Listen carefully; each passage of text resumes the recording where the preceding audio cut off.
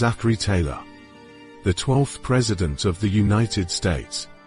Zachary Taylor spent most of his life far from politics. For more than 4 decades, he served as a soldier on the American frontier. He fought in remote outposts, commanded troops in difficult terrain, and built a reputation not as a politician, but as a battlefield leader.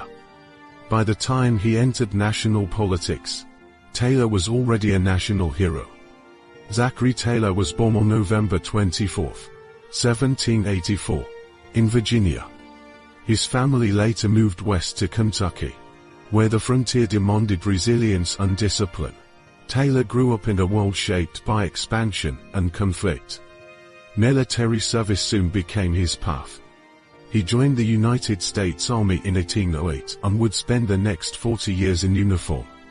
During that time, he fought in several conflicts that shaped the early republic, including the War of 1812 and later frontier wars across the expanding Western territories. Taylor was known among soldiers as steady, practical, and unpretentious. He often dressed simply and lived much like the men he commanded. This earned him a nickname that followed him throughout his career, Old Rough and Ready. But Taylor's greatest fame came during the Mexican-American War.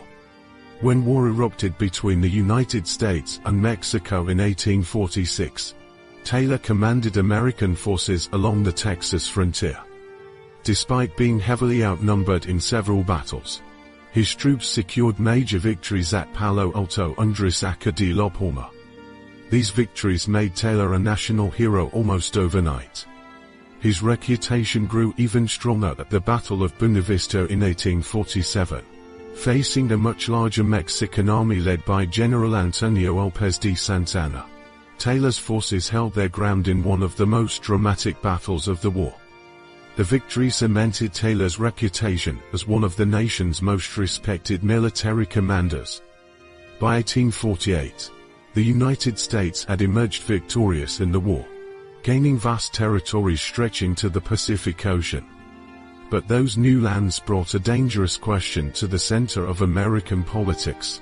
Would slavery expand into the Western territories? The nation was becoming increasingly divided. The Whig Party saw an opportunity.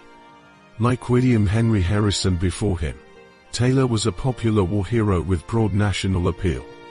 In 1848, they nominated him for president. Remarkably, Taylor had never held political office before. Despite his lack of experience, voters were drawn to his reputation for honesty and leadership. He won the election and became the 12th President of the United States. When Taylor entered the White House in 1849, the nation stood at a crossroads. The vast territories gained from Mexico forced Congress to confront the issue of slavery's expansion into the West. Southern leaders demanded protections for slave-holding interests, while many in the North opposed extending slavery any further. Taylor himself was a slave owner, but he surprised many observers with his political stance. Rather than expanding slavery into the new territories, Taylor supported admitting California and New Mexico as free states. His position angered many Southern politicians who had expected his support. The political tension in Washington began to rise rapidly.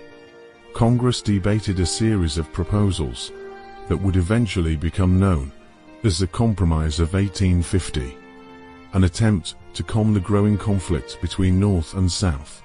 But before the debate could reach its conclusion, tragedy struck. On July 4, 1850, President Zachary Taylor attended Independence Day celebrations in Washington during an intense summer heat. After consuming cold milk and cherries at the event, he soon became violently ill. Within days, his condition worsened dramatically. On July 9, 1850, after only 16 months in office, Zachary Taylor died. His sudden death shocked the nation. Like William Henry Harrison before him, Taylor's presidency ended abruptly, leaving unfinished debates and unanswered questions at a critical moment in American history. Vice President Millard Fillmore assumed the presidency and soon pushed forward the legislation that became the Compromise of 1850.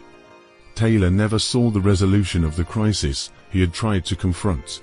Zachary Taylor remains one of the few American presidents who entered office with no political background, rising instead through military reputation alone. His presidency was brief, but it came at one of the most fragile moments in the nation's history. The conflict over slavery, expansion, and the future of the Union was only beginning. As Taylor's unexpected presidency came to an end, the responsibility for guiding the nation through its growing divisions passed to a new leader. The country now turned to its 13th president. Next, Millard Fillmore.